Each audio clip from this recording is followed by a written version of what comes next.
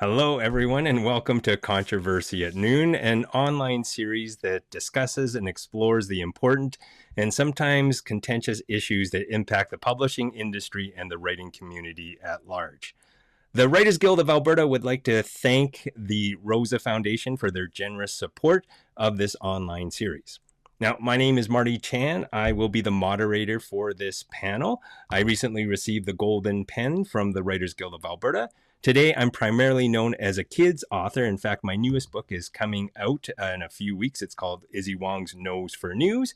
But I also have a background in theater, and one of my plays is Mom, Dad, I'm Living with a White Girl. Now, today, I'm proud to say that I'm doing my part of this virtual panel from the beautiful city of Amiskwaciy, on Treaty 6 territory. And here's a photo. Well, it's not a recent photo, because right now, if you looked at Edmonton, it would be shrouded in smoke. But I would like to take a moment to thank and acknowledge the many Indigenous people who cared for this land. They include the Nehewak, who gave Edmonton its original Cree name. Also, I'd like to recognize the Anishinaabe, Niitsitapi, Métis, Dene, and Nakota Sioux. And in the spirit of reconciliation, I hope we can all forge a path forward that embraces peace, respect, and friendship. Now, speaking of friendship, I do see some friends joining the Zoom, so thank you for joining us in real time. I do appreciate that. One quick housekeeping detail. We have three incredible panelists who are going to share their insights into today's topic, and we want to be able to hear them. So I'm going to make sure that all audience members have their mics on mute through the panel. If you want to add a comment or ask a question of the panelists, please do use the Zoom chat. If you don't know where it is, it's on the bottom toolbar of your Zoom screen. Look for the dialog bubble with the word chat underneath. If it's not on the toolbar at the bottom, or if you can't see the toolbar, just hover your mouse over the Zoom screen. It'll bring up the toolbar. Or if you're watching it on a tablet, tap your screen. It'll bring up the toolbar either at the bottom or the top. If you can't see the chat icon there, it just means it's in the More section. Just look for the circle with 3 dots in it. Click on that. It'll bring up additional menu selections, and you'll be able to find chat there. If that fails, don't panic. We have some time at the end to have open questions coming from the audience. At that point, you can just wave at me, and I'll get you to unmute your mic, and you can ask your questions there. All right. With that out of the way, let's get to today's topic. We're talking about genre and style bias in the publishing industry. And I was trying to think of a way to sort of frame this and give you some context about the ground we're going to cover. And I thought the best way to do this is to get you all to remember your time in high school or junior high. Now, if you remember your time in school, you probably remember that students would separate themselves into different groups or factions. In fact, if you remember what group you were in high school, type in chat now what group you were in. Sadly, I was not a jock. I was probably nerd adjacent. I was not a math or science nerd. I was what I called myself a fantasy freak, because I was a huge fan of Lord of the Rings and Dungeons and Dragons. And with about a half dozen other fantasy freaks, we would get together in the physics lab in the high school to play an ongoing quest of D&D. What I found curious, though, is that there was a pecking order that formed in the schools. And at my school, the boys volleyball team ranked the highest, right? They were the ones who got the most attention. They were the ones who were revered or feared, depending on who you were. And everybody beneath were sort of, they had less respect. And at the bottom of the food chain were the fantasy freaks who got together in the physics lab to play Dungeons and Dragons. What I found curious, though, and I see some coming in. Sam says, heck, yes, Dungeons and Dragons. That's great. And somebody's in prep. Smart kid, but not a nerd. Thank you for sharing those. What I found interesting is that when I got into the publishing world, I noticed that the similar mindset existed, where certain genres had more attention than other genres, and some genres were maybe whispered about in dark corners. And it made me wonder if this pecking order or this ranking system was something that was created by publishers in a way to help readers find titles. Was it a way to help encourage writers to submit certain types of genres? Was it something that helped or hindered the creative process? And so we're going to try to cover that ground. And I know there's a lot of territory to cover, but thankfully we have 3 incredible panelists who are going to share their insights into today's topic. Now, you probably read their intro in the waiting room, but I'm going to get each panelist to reintroduce themselves by answering two questions. The first question is, what genre are you mostly known for writing? Or if you have multiple genres, you can mention them. But the second question I want you to answer is, how do people respond when they find out your major genre? For example, when I made my transition into theater, into kids publishing, I can sum up the reaction when I had a chance meeting with a well-respected, successful author of adult fiction. And when he found out I was getting into kids' books, he dismissively said, "Oh, it'll be so easy. Spend a weekend working on a manuscript and the rest of the time is yours." Now, I was taken aback by that, but it also opened my eyes to this ranking system, or this pecking order, and I knew exactly where I stood as a kids writer in a physics lab in a high school playing Dungeons and Dragons. So I'm going to now invite each one of the panelists to share with us their genre or genres and how people respond to them. And we're going to start off with Farah. I'm going to bring Farah up on screen. There you are, Farah. Go ahead and let us know what you're all about. So I am a writer for both adults and teenagers, and I predominantly am known as a romance writer. I write rom-coms, I have more emotional romances, I have a mystery romance coming out this year. So romance is always in my books, and I'm marketed as a romance writer, and I definitely get certain looks when I tell people I'm a romance writer. I've had people say, "Oh, when are you going to write a real book? Oh, that must be so easy to write something that's so formulaic." Or why do your books have to have these cartoon covers or anything like that? So there's definitely a stigma against my genre. It's something that I am used to. I started writing romance and I have no intention of stopping. So the stigma doesn't bother me, but it's something that I definitely have to deal with.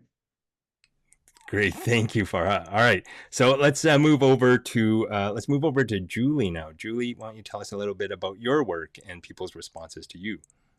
Oh gosh, I write across genres. I have a background as an academic linguist, and I've written a textbook that is somewhat unconventional for a textbook. So I think the theme of my writing career has been I violate expectations of just about every genre that I'm in.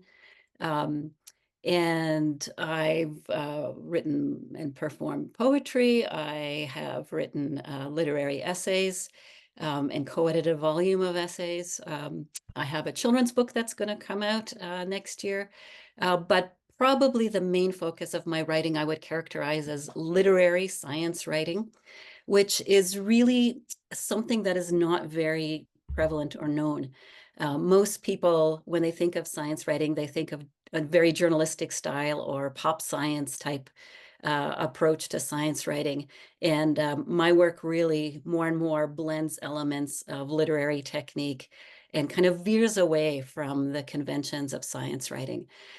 So that's been, I think, a challenge for me in my writing career, but also something very, very rewarding to be able to not feel confined by the box of sticking to a particular genre, and just being able to make use of all of the resources of the knowledge and literary skills that I've accumulated over my entire life. Great, thank you, Julie. All right, and we've got one more panelist. Let's bring Connor on. Connor, tell us a little bit about your work and people's responses to you. Yeah, I think mine would just be more literary fiction and poetry. I do consider the poetry more of a emo cowboy poetry though, and less of a just your classic work. It's very Some of the books are pretty juvenile in my opinion at this point, but I've kind of focused on just standard kind of just fiction. It has been described by some blurbers as like along the lines of more Western style. I'd lean into that. I think I could write a book like Lonesome Dove at some point, but right now, yeah, just kind of going between emo cowboy poetry and fiction. All right, excellent. Thank you. I like that emo cowboy. That's very cool. All right, so thank you for indulging me with that. As you can see, we have a small cross section of genres represented here, and we have different viewpoints coming in. So I'm going to bring all our panelists on together, and we're going to throw a question out at all of you. Ooh, there we go. I'm going to throw a question out at all of you, and we'll work backwards this time. We'll start with Connor, then to Julie, and then to Farah. So we're going to start off with this one over here. Are some genres or styles more celebrated than others? If so, which ones would you say get more attention? And conversely, which ones do you think don't get as much attention? So Connor, why don't you kick things off? Ooh, I'm learning more about the different worlds that some of these genres exist within. I was at a festival in Toronto earlier this year, and I was speaking with on a panel with a thriller crime fiction writer, and I didn't know that there was like this whole world that existed around that, and the awards that go with that as well as you know the like the sales, the prestige, like the festivals that focus on those kind of things. I think in my kind of world, it's been very much around that, like the literary fiction, which tends to, you know, play out in a lot of the ways that people interpret like awards in Canada here, but not necessarily within sales. I don't think at the same time. I feel other genres often like tend to have better sales in that sense. But then when you look at like something like poetry, like when I write a poetry book, I assume that the only people who are going to read it are the students that I forced to either read it, or maybe like 2 or 3 of my friends who unfortunately have to buy it to support me there. Great, thank you, Connor. Okay, let's go over to Julie. So the question is, are certain genres or styles more celebrated than others? That, at least in your experience, what have you seen? I really, really love your analogy of high school and the pecking order of the various groups, because I think in many ways that captures so well the ecosystem within publishing and writing. And I think one aspect of what we're seeing now is that it's a little bit more fragmented maybe than it has been, because there have been shifts in the power structure of the publishing industry and some reconfiguration. So I think traditionally, literary fiction and poetry were the most celebrated, were, you know, where you could land some of the juiciest publishing contracts, perhaps. But that has shifted, you know, so that sort of grew up very much, I think, in the tradition of a group of elites who were very deeply trained in literary analysis and criticism, and sort of read a certain canon of writers, and were keen on both preserving some continuity to a literary tradition, but also in pushing innovation within that tradition. I think that group of elites has clearly been losing power, and often the work that used to be published more prominently has now been relegated to the small presses. What's been more ascendant, of course, is the huge publishers with commercial interests that I think shape the literary landscape in different ways. So their motivations, I think, and their agendas are a little bit different than the literary elites that used to hold more power. They are more focused on selling volumes, and often that, I think, puts a lot of focus on the marketing aspects of pitching titles to certain expectations, and of aligning books with readers' expectations in a particular way. And then I think there's a third category of gatekeepers that is ascendant now, and that's people outside of the traditional literary publishing world entirely, in the domain of self-publishing even. And these are people who generate a massive platform of their own. So that allows them to promote their self-published books or promote other people's books in ways that go beyond the marketing that is done by traditional publishers. So I think things are very, very much in flux. And at the same time, there are also little subcultures and communities that, like Connor alluded to, some smaller than others. I imagine that the ecosystem of emo cowboy poetry is probably smaller than, say, the romance industry. but they have their own, I think, ways of rewarding work within, and some of them are more porous than others. So I think we're really in a shifting landscape right now.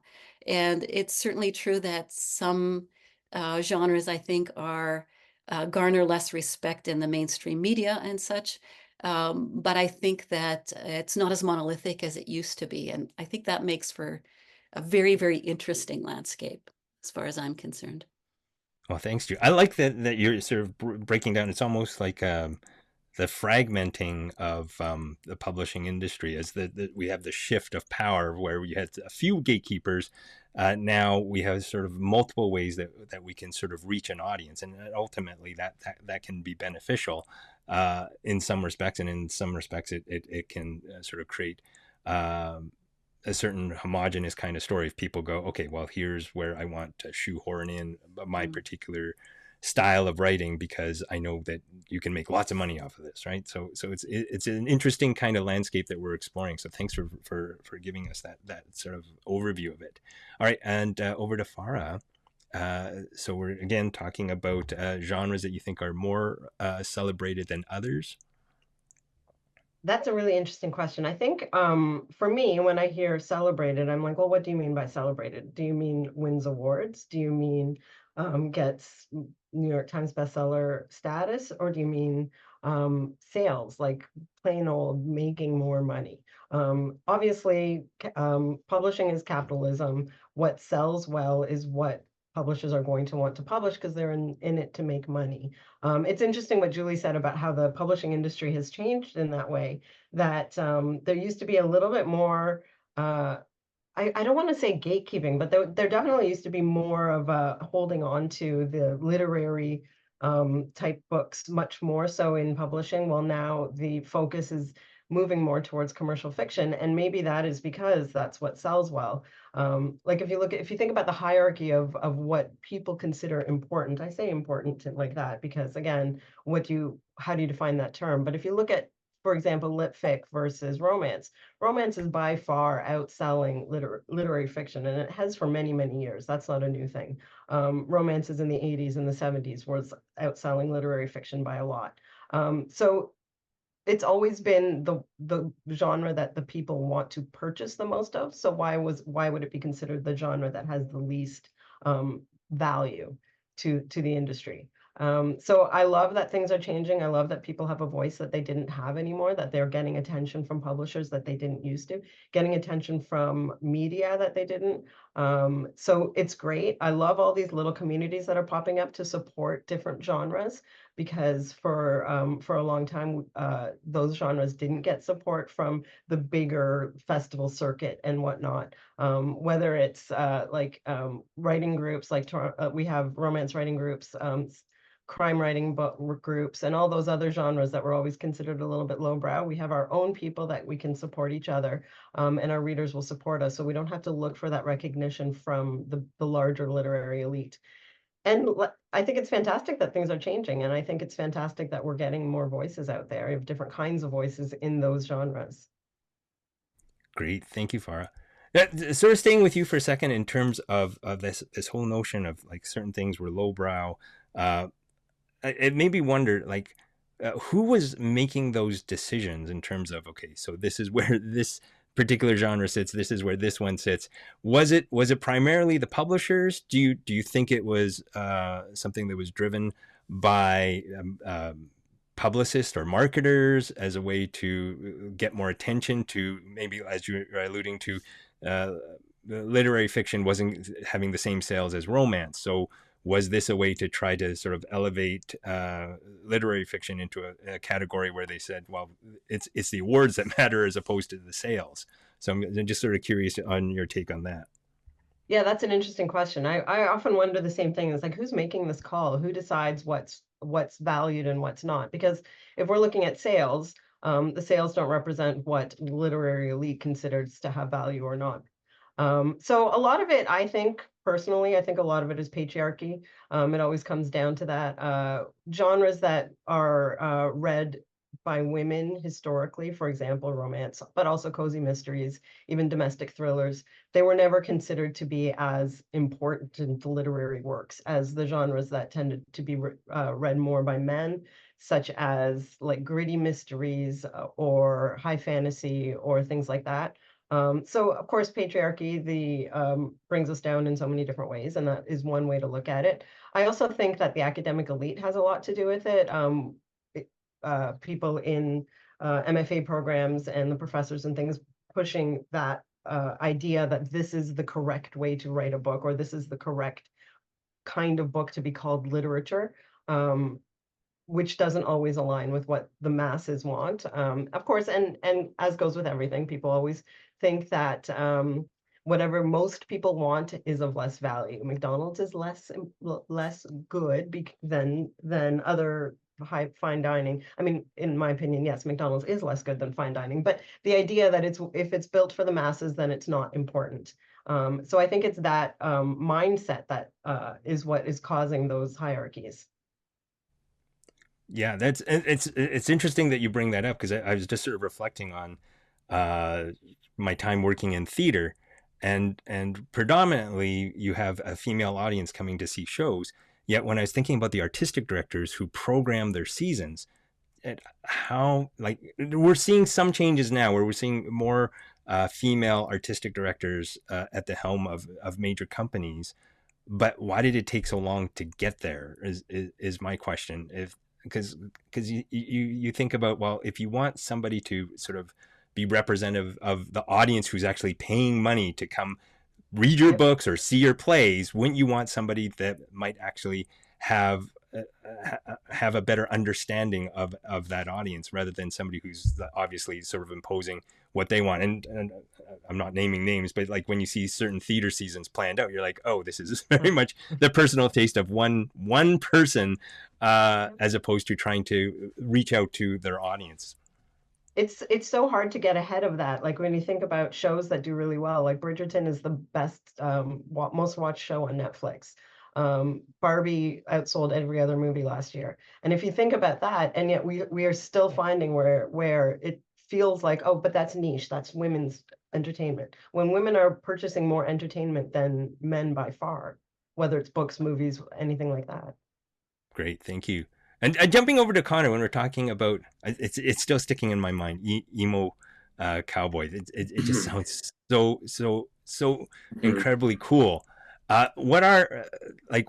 Did you find challenges trying to explain what that meant to publishers, to agents, to marketers, to readers?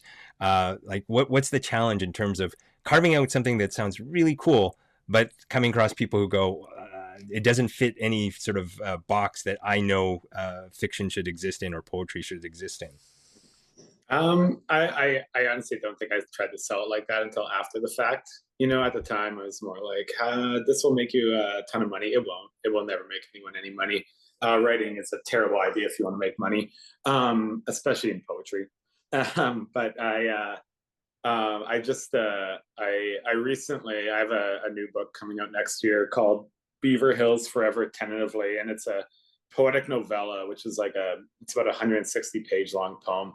And if you ever want to try to not sell a book, write a 160-page long poem that's a novella. It's like probably the worst thing for any publishing house to even look at, or agent, or anything like that. And thankfully, my agent's he gets it, and he gets the type of work I do.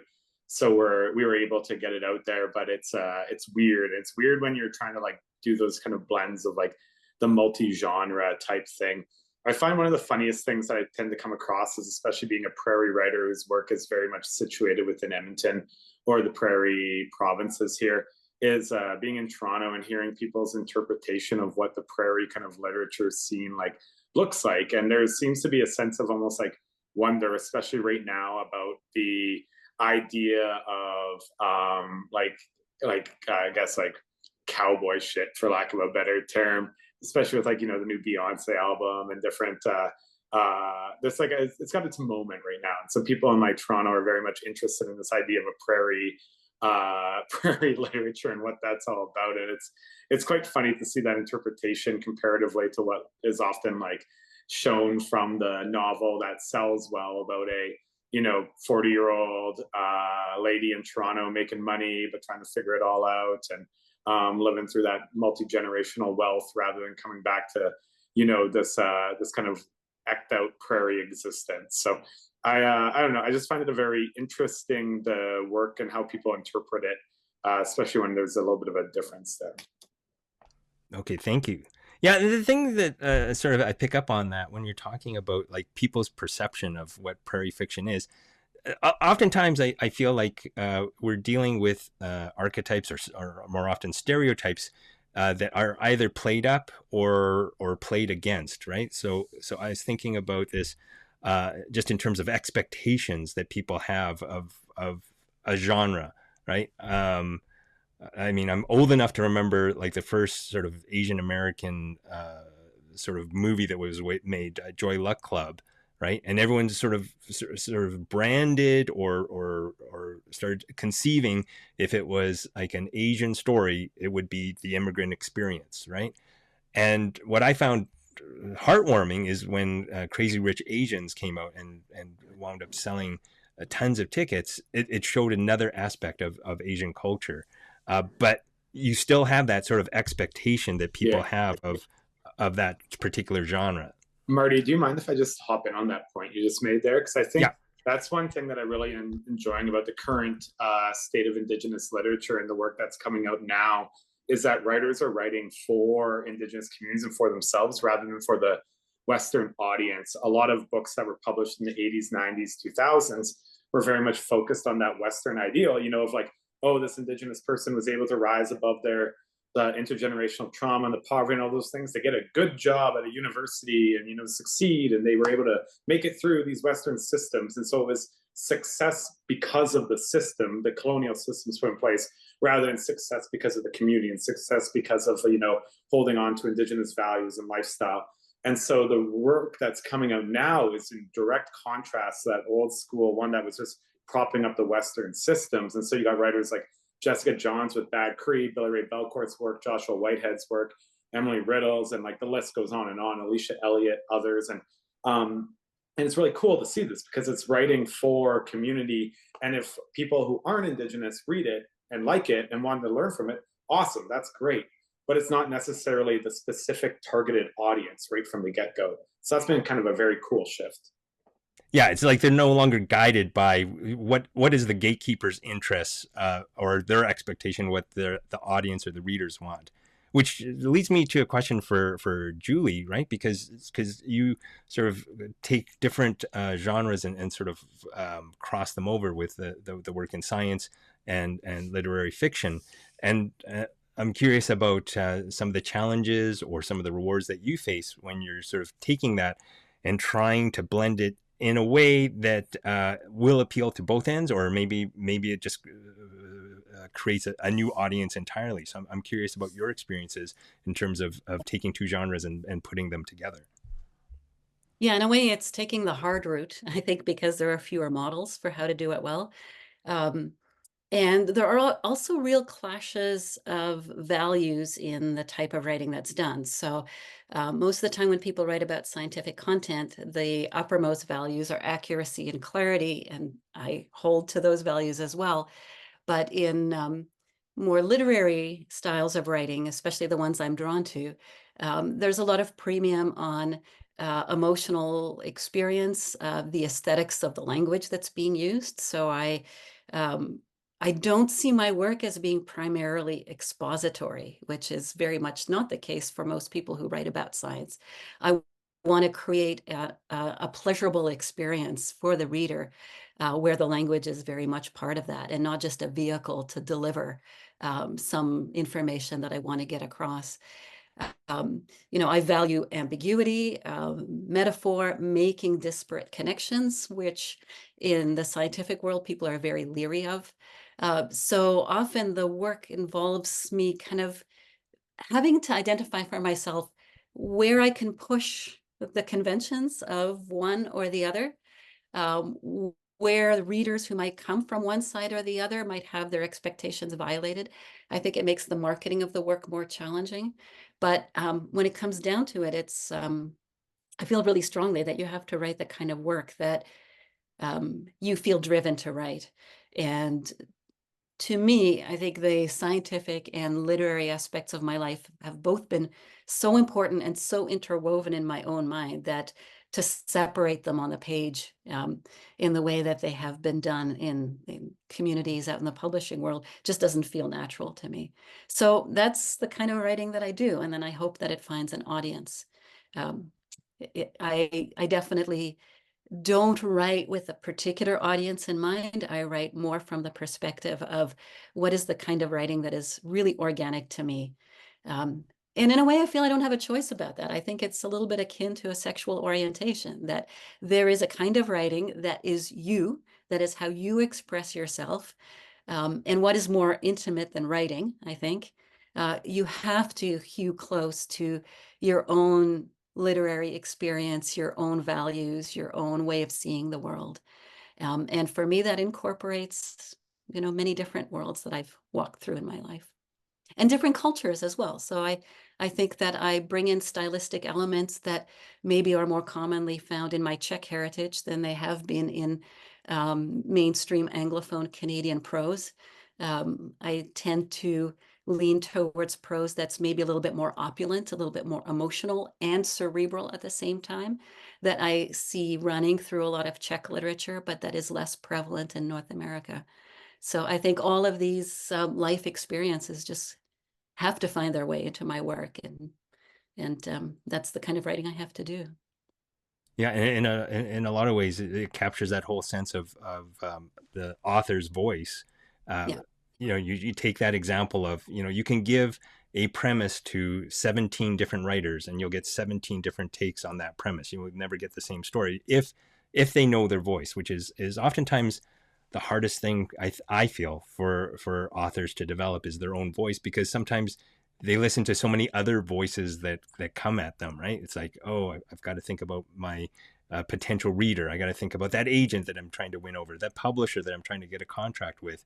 And it's sometimes counterintuitive, because it's like what people are looking for is that original, unique voice, because that's right.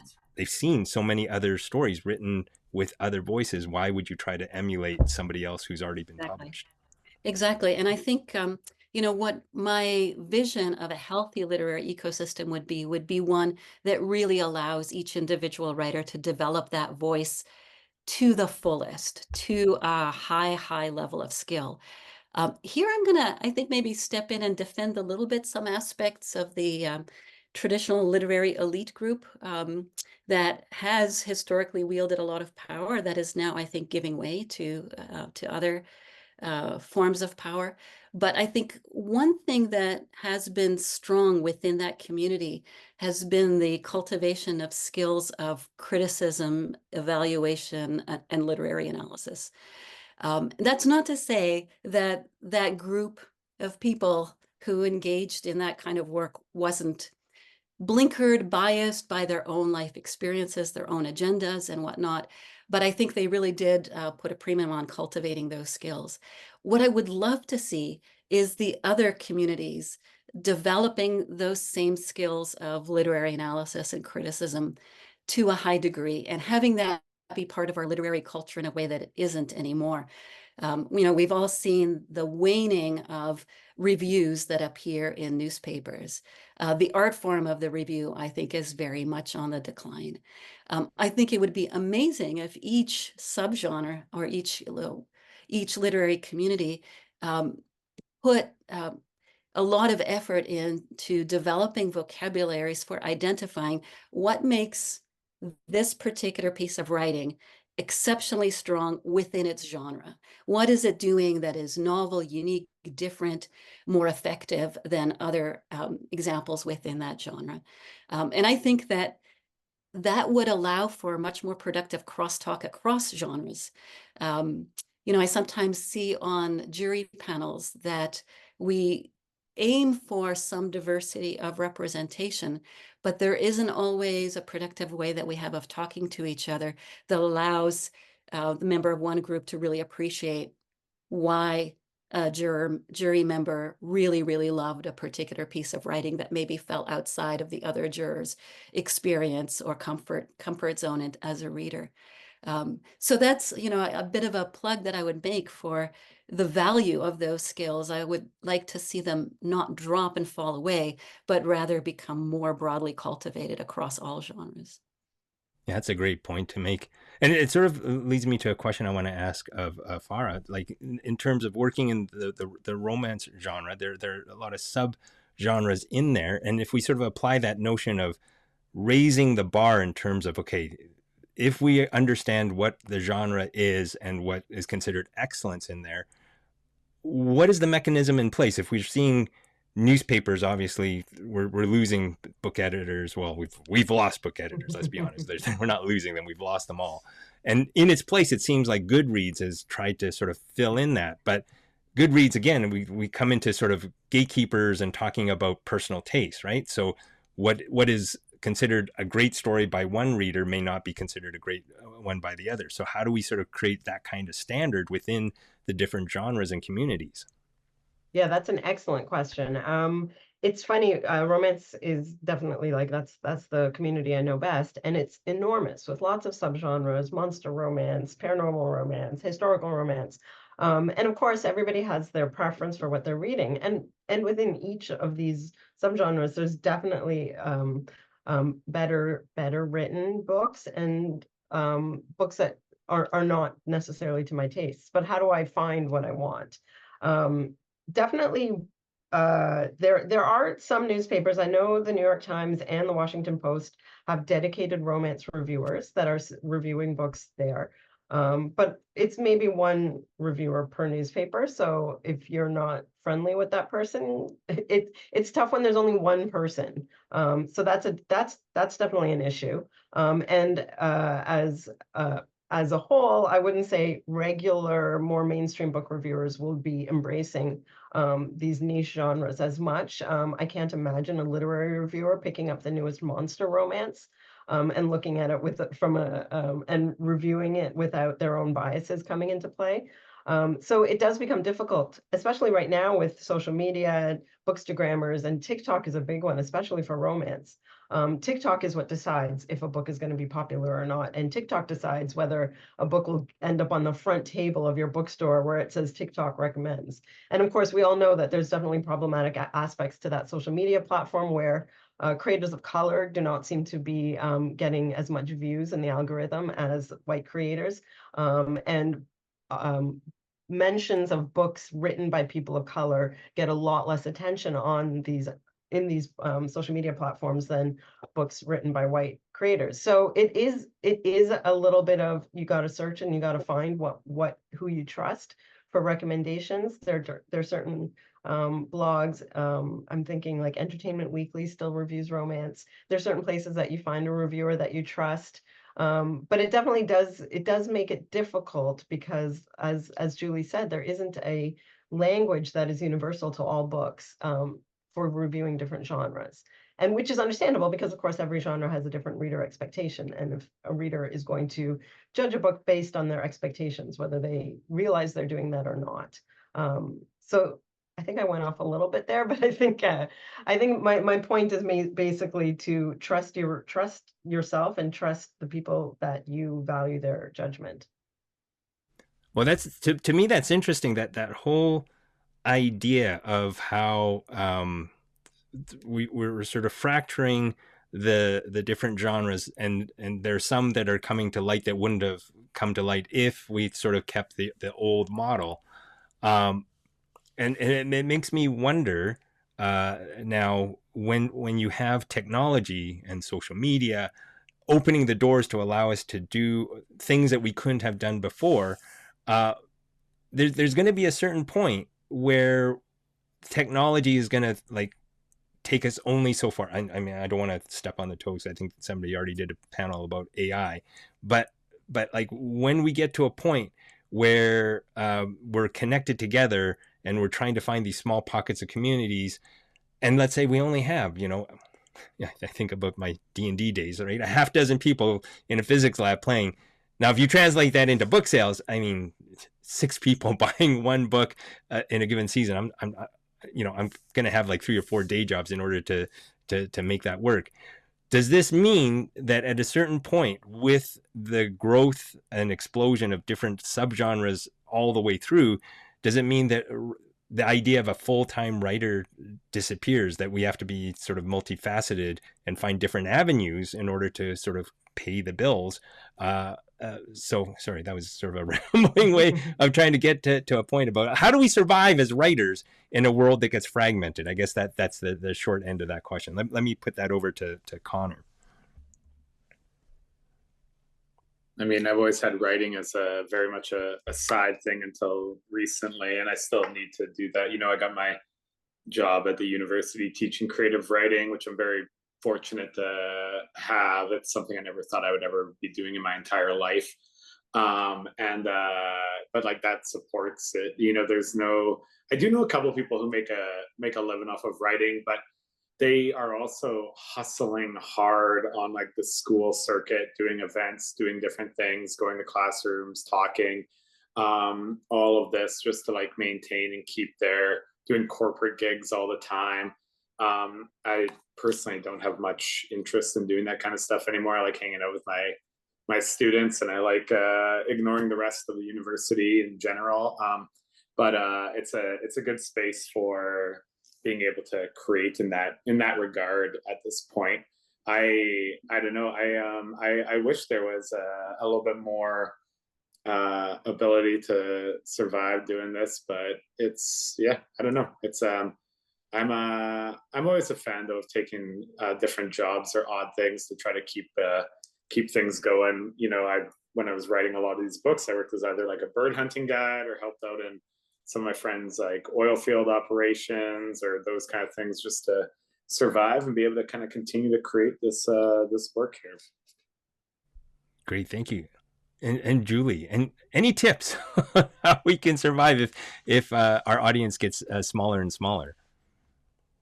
Oh, I mean, I think you apply the same principles as you do to your writing, I think, which is you try to find the things that organically fit you. So Connor talked about some of the things he's not interested in doing. I think really making writing work boils down to identifying what parts of the world you're going to engage in that will allow you to support your writing.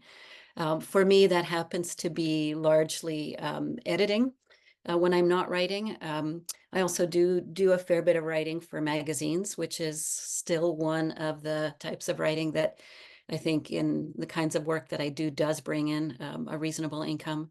I do speaking gigs, things that I think are related to my writing in various ways, and a little bit of teaching here and there. So it's a cobbling together of activities that I feel sort of feed off of each other a little bit. I have also seen many writers who just do something completely unrelated as a way of earning income, to support their writing. And that can have really wonderful side effects in that it immerses you in parts of the world that you might not have otherwise been immersed in if you had the means to sit and write in your office all day long. And that can give you, I think that can broaden your perspective of the world and shake you up into new ways of seeing it.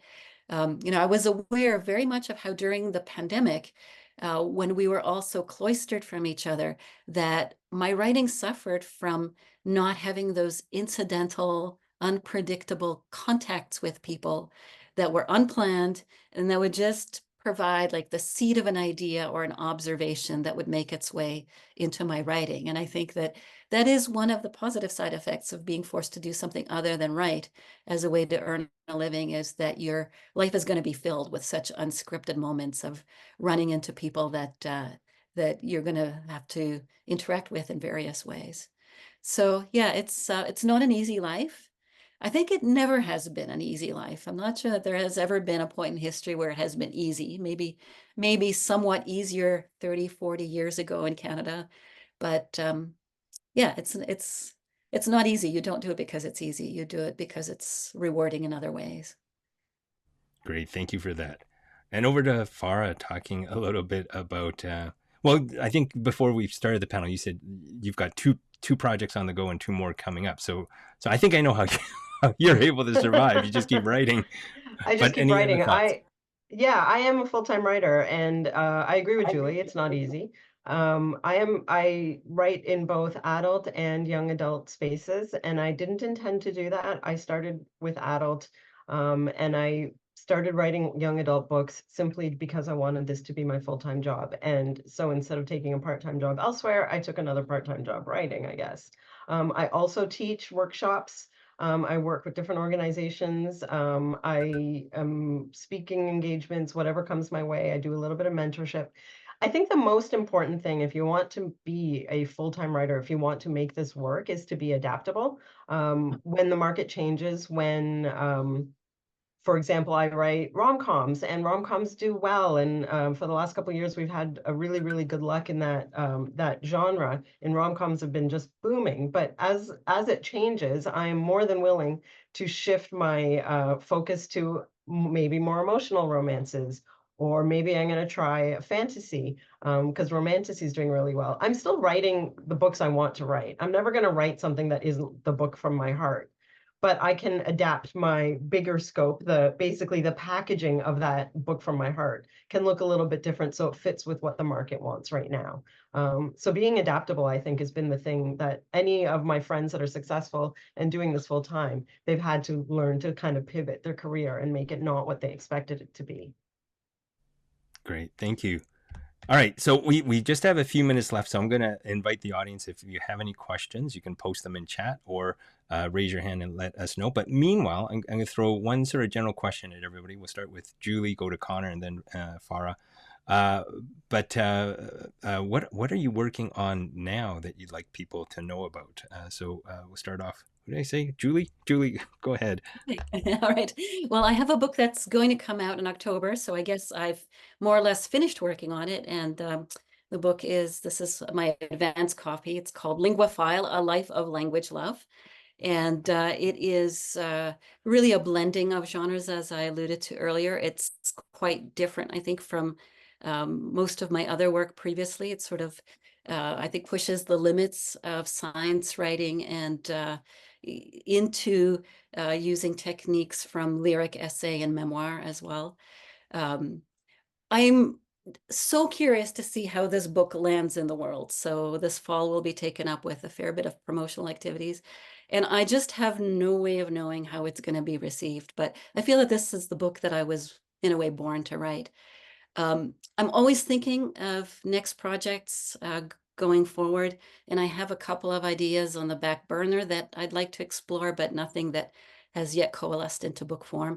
One thing I am thinking about a lot, because of my background in linguistics, and I spend a lot of time thinking about language, is the implications of artificial intelligence and its vacuuming up of human language into itself, and what we do about that as a species. So that's something that's very much on my mind, and I suspect that I'll be writing about that in the future.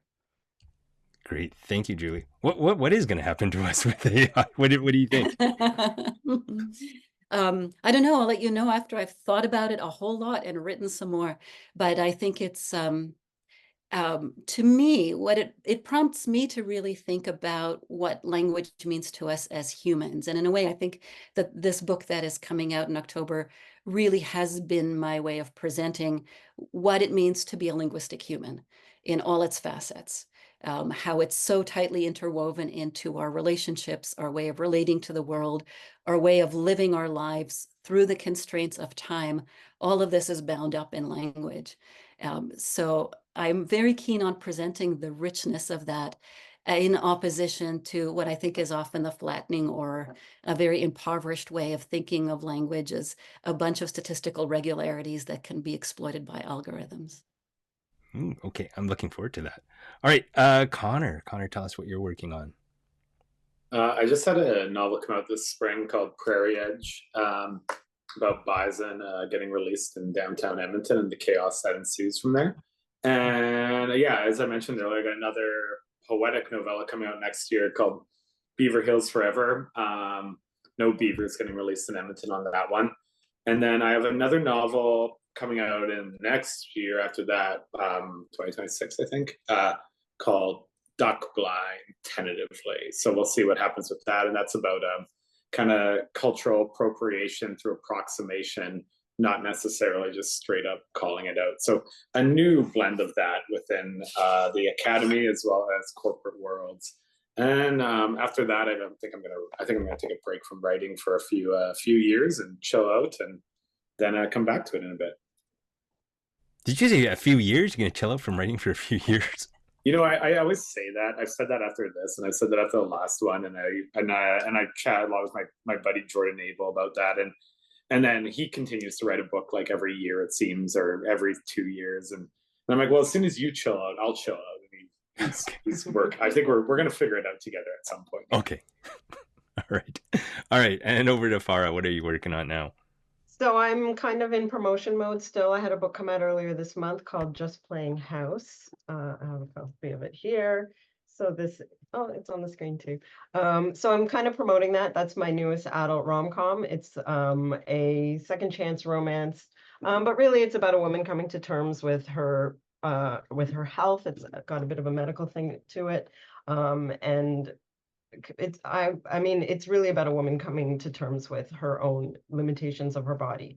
And then I have a mystery coming out. This is the cover. I'm not sure if you have a copy of that. This is the early.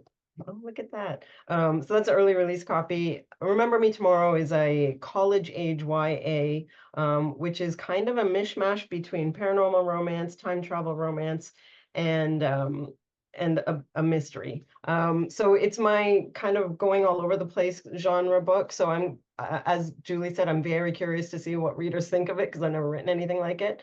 I call it my